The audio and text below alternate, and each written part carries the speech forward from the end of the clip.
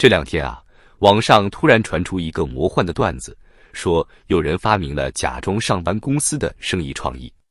内容说啥呢？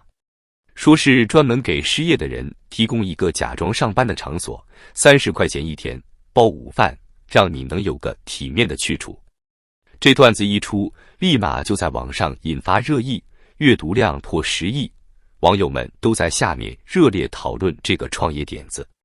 这事儿看起来是个段子，但是折射出来的社会现实却让人心酸。你看那些网友的评论，这生意要是真有该多好，我宁愿花钱装，也要让家里人放心，现在连失业都要体面点。这些话里透露出来的信息，不就是现在年轻人的就业形势已经糟糕到了这种地步吗？我去查了一下相关数据，这个现象背后反映的是一个更大的社会问题。2024年光上海的写字楼空置率就高达 23.7%， 也就是说，每100平米的写字楼里，差不多有24平米是空着的。这么多空置的写字楼，说明有多少企业倒闭或者裁员了。更触目惊心的是，现在很多年轻人已经开始了真实版的假装上班。他们每天早上收拾得人模人样的，背着电脑包出门，有的去图书馆，有的去星巴克，有的去商场里的休息区，就是为了维持一个还在上班的体面。别说我瞎编，我给大家爆个料。现在很多城市的图书馆作为预约率奇高，可是借书量却在直线下降。有个图书馆管理员透露，现在很多年轻人一坐就是一整天，但是从来不看书，就带个电脑玩玩手机，混到晚上才走。我甚至在网上看到，有人把这种行为总结成了攻略：图书馆免费，但是要早起去占位置；星巴克要花钱，但是不用排队；商场休息区不花钱，但是待太久容易被保安赶。你说这得多少人在实践，才能总结出这么详细的攻略来？更讽刺的是，这种现象在2、3线城市更普遍。为啥？因为1线城市的消费太贵了，失业的人连假装都假装不起。一杯咖啡几十块钱，做一天就得上百，这谁扛得住啊？所以我说，网友发明的这个假装上班公司段子，与其说是个商业创意，不如说是对当前就业形势的一种无奈嘲讽。它折射出来的不是创业机会，而是整个社会的悲哀。说到失业问题啊，最近人社部又给咱放了个大招，说11月份30至59岁的失业率只有 3.8%。这数字一出来，我都替他们脸红。咱们来算算这笔账。首先啊，这个 3.8% 是怎么算出来的？人社部说了，要符合失业的标准，你得是城镇户口，得有过工作，还得缴过社保，最后还得有公司给你开具辞退证明。我问问你们，现在这些标准是不是把大部分失业的人都给排除在外了？农民工失业不算失业，因为你有地种；应届生没工作不算失业，因为你没工作经验；创业失败的不算失业，因为你是自主创业者；送外卖的不算失业，因为你是灵活就业。这么算下来，我都怀疑中国还有没有真正的失业人员了。再给大家爆个猛料，有人做了个小调查，在某个有500人的大学同学群里发起了匿名投票，结果你们猜怎么着？工作稳定的只占 28%， 换工作中的占 15%， 失业在家的占 42%， 还有 15% 的人干脆选择了考公考编。这就是真实的就业状况。更吓人的是，我又去查了一下数据，今年前3季度全国有多少企业倒闭，你们知道吗？据不完全统计，光制造业就关门跑路了超过8万家，平均下来每天就有292家工厂在消失。这些工厂里的工人都去哪了？按照平均每家工厂50个员工来算，那就是400万人失业。这还只是制造业的数据。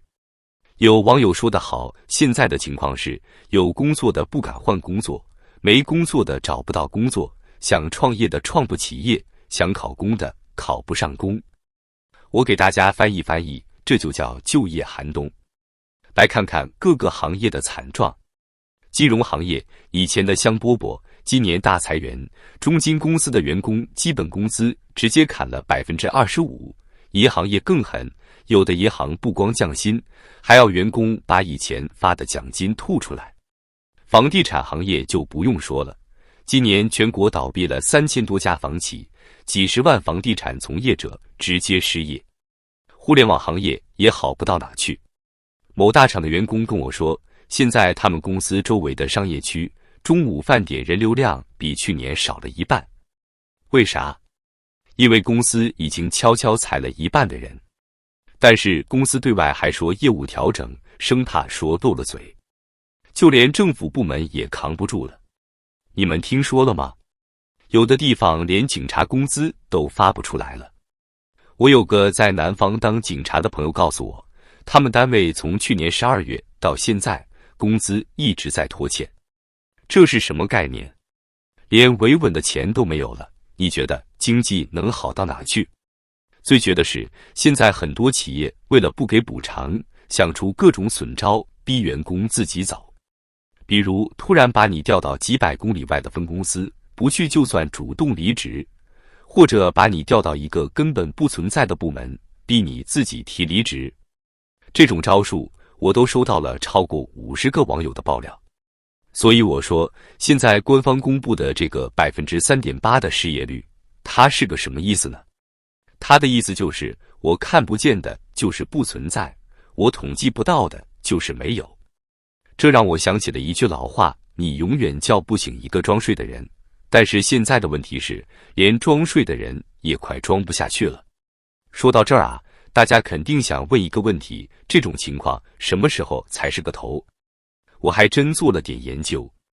摩根大通预测，2025年中国的 GDP 增长率可能只有3.9%，这是什么概念呢？中国90年代以来最差的一年，增长率也有4.2%呢。我给大家再算个更吓人的账。我们假设未来几年 GDP 增长率稳定在4%左右，那按照现在的就业弹性系数0.2来算，实际就业增长才0.8%。可是每年新增的劳动力有多少呢？中国人民大学发布的报告显示，今年就有1200万大学生毕业，这还不算中专、技校的毕业生。你们发现了吗？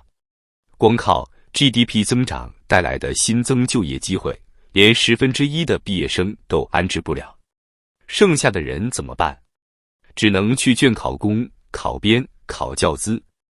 难怪今年教师资格证报名人数突破2000万，比去年暴增了85%。人家都说考编报卷，我看干脆叫考编爆炸得了。现在连做直播的机会都不好找了，知道为什么吗？因为直播间的人太多了。据某平台统计，今年前3季度新增主播800万，这些人里有40%是失业后转行的。可是观众的钱包就这么大，哪来那么多钱给这么多主播打赏啊？外资撤离的情况更吓人。我查了一下数据，2024年头10个月，至少有18家世界500强企业宣布关闭在华工厂或大幅裁员。大众汽车、IBM、思科，这些都是响当当的大企业啊，每家企业少说也裁了几千人。这些高薪岗位没了，那些被裁的人去哪儿？有专家说，别担心，现在不是有城中村改造吗？今年要改造100万套呢。但是且慢，我又算了一笔账，假设每套房子100万，那就要花1万亿。这1万亿能拉动多少就业？按照每个工人1年工资10万来算，最多也就能带动100万人就业。可是现在失业的人是以千万计的呀。更要命的是，这种强刺激政策能不能持续？今年拆100万套，明年呢？后年呢？总不能把所有城中村都拆了吧？再说了，地方政府现在都发不出工资了，哪来的钱搞这些项目？所以我说，现在的就业形势比2008年金融危机时候还要严重。那时候好歹还能回乡种地，现在呢？农民工回乡种地，结果发现地都流转出去了；大学生回乡，父母的工厂都倒闭了，想做个体户，结果发现街上店面全关门了。最近网上流传一句话，你以为毕业即失业已经够惨了，没想到现在变成了工作即失业。怪不得假装上班公司的概念能这么火呢，人家好歹还给你一个体面的样子。但是我想说的是，这种体面能装多久？靠装是解决不了问题的。那到底怎么办？说实话，我也不知道。但有一点是肯定的，2024年可能是最难的一年，但未必是最后一个难年。现在别说找工作了，连失业都要卷，你说这世道还能更魔幻吗？